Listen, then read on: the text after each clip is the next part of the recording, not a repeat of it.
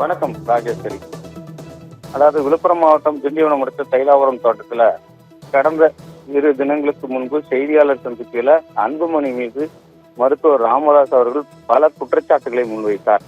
இதன் எதிரொலியாக நேற்று சோழிங்கநல்லூர்ல அன்புமணி ராமதாஸ் தலைமையில மாவட்ட செயலாளர் கூட்டமே நடைபெற்றது. இந்த கூட்டத்தில் பெரும்பாலான மாவட்ட செயலாளர்கள் பங்கேற்றனர். அங்கு அனைவரும் பங்கேற்றதால் அன்புமணி கையில் பாமக கட்சி சென்றதாக முழுமையாக கட்சி வட்டாரங்கள் தெரிவித்த நிலையில் தற்பொழுது ஒரு சில மாற்றங்கள் மட்டும் ஏற்படும் என இவர்கள் மாவட்ட செயலாளர் அறிவித்ததை ஒரு சிலர் அங்கு சென்றதால் மருத்துவர் ராமதாஸ் அவர்கள் மாவட்ட செயலாளர் பதவியை 50க்கும் மேற்பட்டோர் நீக்கினார்கள்.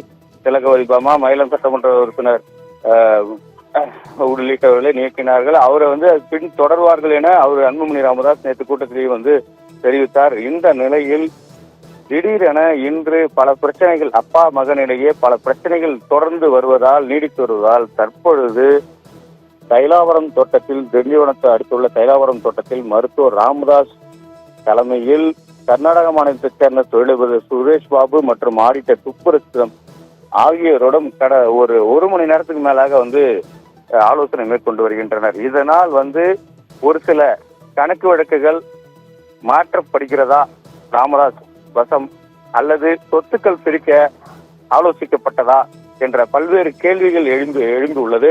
இதனைத் தொடர்ந்து இவர்கள் பிரச்சனை அப்பா மகனுக்குள்ளே கட்சி பூசல் என பலரும் சொல்லி வந்த நிலையில் சமாதான பேச்சுவார்த்தைக்கு கௌரவ தலைவர் ஜி.கே. மணி போய் வந்ததாக கூறப்பட்ட நிலையிலும் இது போன்ற எந்த ஒரு இடர்பாடுகள் இல்லாமல் செல்லும் என கட்சி வழிநடத்தவும் ஒன்றாக சேருவோம் என பல மாவட்ட செயலாளர்களும் கௌரவ தலைவரும் உள்ளிட்ட பலரும் பேட்டி அளித்த நிலையில் தற்பொழுது அவர் அளித்த பேட்டியில பல உண்மைகள் வெளிவந்ததை தொடர்ந்து இப்ப தற்பொழுது இருவரும் பிரிந்து உள்ளனர். இதனால் கட்சியில் பல உள்கட்சி பூசலும் எழுந்துள்ளது. இதனைத் தொடர்ந்து தற்பொழுது ஆடிட்டர் தலைமையிலாக தொழிலதிபரும் இவர் மருத்துவர் ராமதாஸ் அவர்கள் ஆலோசனை மேற்கொண்டு வருவதால் கட்சி ராமதாஸோடைய சொத்துக்கள் பிரிக்கப்படுகிறதா என்ற கேள்வி எழுந்துள்ளது ராஜேஸ்வரி. இதனைத் தொடர்ந்து இப்போ தற்பொழுது முன்னாள் மாவட்ட செயலாளர் ஒரு சிலர் மட்டுமே இங்க வந்துள்ளனர்.